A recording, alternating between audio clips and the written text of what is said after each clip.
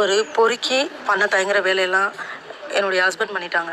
எப்படின்னா, என்னுடைய நம்பரை அவங்க கூட வேலை செய்கிறவங்க எல்லா ஜென்ஸுக்கும் கொடுத்து, ₹500 கொடுத்தா வருவா, ₹1000 கொடுத்தா வருவா. அக்கா, நாங்க இலங்கை தமிழ்நாட்டுக்கு வந்துட்டோம். எங்க அப்பா இறந்து போயிட்டாரு. நாங்க 5 பேரு, 2 தம்பி, 3 பொண்ணுங்க. நாங்க 2 பேர் கல்யாணம் பண்ணிட்டோம். ஆளுக்கு ஒரு குழந்தை இருக்கு. எங்க அக்கா இன்னும் திருமணம் பண்ணிக்கவே இல்ல எங்களுக்காக. நான் ஃபர்ஸ்ட் எனக்கு ரெட்ட பிள்ளைங்க மாசமா இருக்கும்போது என் கணவர் குடிச்சிட்டு வந்து என்ன அடிச்சதுல குழந்தை அபார்ஷன் ஆயிடுச்சு. அதோட 4 வருஷம் கழிச்சு ஒரு பாப்பா பிறந்துச்சு. சந்தோஷமா வாழ்ந்துகிட்டு இருந்தோம். என் கணவர் கூட பழகுறவங்க எல்லாம் சரியில்லாத போயிட்டாங்க. யார் எதை சொன்னாலும் அப்படியே நம்பிட்டு வந்து இது ஒரு காரணம் காட்டி வீட்ல அடிச்சு கொடுமைப்படுத்த ஆரம்பிச்சாரு. குழந்தைக்காக நான் பொறுத்துக்கிட்டேன். குடும்ப பிரச்சனை ரொம்ப எக்ஸ்ட்ரீம் லெவல்ல போயிடுச்சு. என்னோட நம்பர் எல்லாருக்கும் ஷேர் பண்ணி ₹100 ₹500 கூப்பிட்டா இவ வருவா அப்படின்னு சொல்லி எல்லாரும் எனக்கு கால் பண்ண வச்சாரு. அது போக சொந்த வீட்லயே கட்டின கணவனே என்ன வந்து ஒரு ப்ராஸ்டியூஷன் மாதிரி என்ன தப்பான ஒரு இதுக்கு கூப்பிட்டாரு. இதெல்லாம் தாங்க முடியாம நான் எங்க அம்மா வீட்டோட போய் நான் தனியா இருந்து பாப்பா வச்சுட்டு கஷ்டப்படுறேன்னு சொல்றாங்க. நிறைய பெண்கள் இங்க சிங்க பெண்ணா இருக்கீங்க. தங்கம், உங்க குழந்தைக்காக வாழுங்க. வாழ்க்கை ரொம்ப அழகானது. கண்டிப்பா கடவுள் உங்க கணவருக்கு சாதாரண தண்டனை இல்ல, பெரிய தண்டனையா கொடுப்பாரு. கணவன் மனைவி உறவு என்பது ஈருடல் ஓர் உயிரா இருக்கணும். கணவன்ட்ட மட்டும்தான் ஒரு பெண் முழுமையான பாதுகாப்பை உணர்றா. ஒரு கணவனே பணத்துக்காக கூப்பிட்டா வருவான்னு சொல்லி நம்பர் கொடுக்கறவங்க எல்லாம் பொட்ட ஆம்பளையே இல்ல நான் நினைக்கிறேன். நீங்க என்ன நினைக்கிறீங்க?